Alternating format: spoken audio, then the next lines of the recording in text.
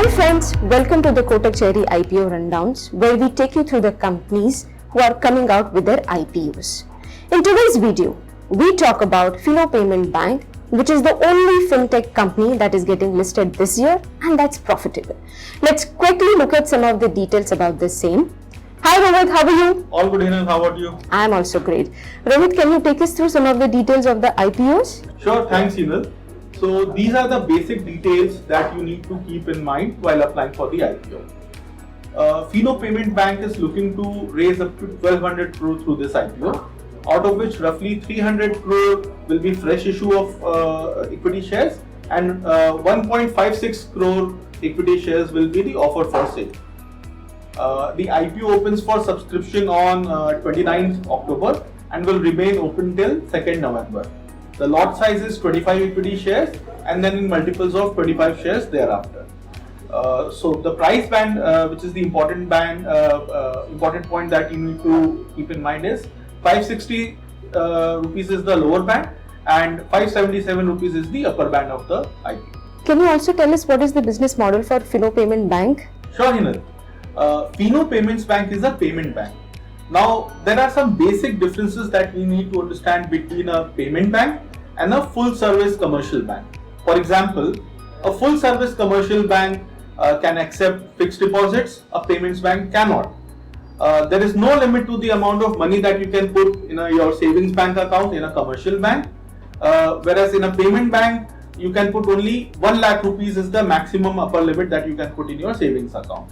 A full service commercial bank can offer you loans, can offer you credit cards.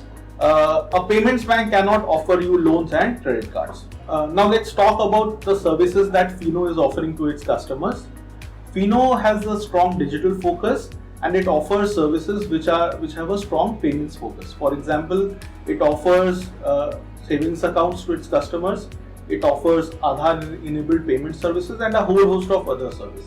It also acts as business correspondent for other banks and offers third-party products like gold loans, insurance, etc., which are originated by third-party providers but sold by Fino. So in that sense, Fino is acting as a distributor for these products. The company offers these services through its pan-India distribution network. As of today, they are covering almost 90% districts of the country, and they have a operating history of close to 4 years now. They started in 2017. The company also turned profitable in Q4 of FY20 and also has been profitable in the subsequent quarters. The company has a strong digital focus and operates on an asset-light model. As you can very well see, although they are covering almost 90% of the districts, but they are not having that many branches. Can you tell me one thing? If Fino can't disburse the loan, how will they make the money? So Hinal, basically, as I mentioned just a while back, they offer a lot of third-party products and services. Okay, so for example, they are selling third-party gold loans, they are selling insurance. So basically, Fino is operating on an asset-light model, and the fees and commission that it is earning from the distribution of these third-party products is the revenue source. So if you look at the graph on the screen, Fino has shown a very good profit and revenue growth over the last 3 years. For example, in 2019, it had clocked a revenue of 371 crore, which grew all the way up to 791 crore in 2021. In the same period, in 2019, it had made a loss of close to 62 crore, which has grown to a profit of about 20 crore in 2021. So you can see that the company has made a healthy profit as well as revenue growth over the last 3 years. That sounds interesting, Rohit. Can you tell me what does Fino intends to do with its IPO funds? Sure. Hinal, as per the IPO prospectus, the company is looking to augment its capital base through the fresh shares that it is issuing. Remember, I told you earlier there is an offer for sale component also. So that money goes to the shareholders, it does not come to the company.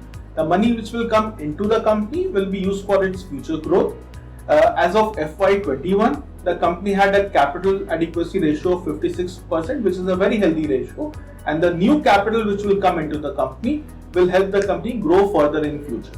How can I apply for this? Hinal, applying for the IPO is very simple. You just have to go to www.kotakcherry.com or download our Android app. The iOS app is on its way, it's coming very soon. You go and register yourself there and apply for the IPO. It's very simple, it's very friendly, and it's quite fun. Thank you so much, Rohit. That's wonderful. It is as easy as having a cherry pie. Thanks for listening, guys. We'll be soon back with our next episode.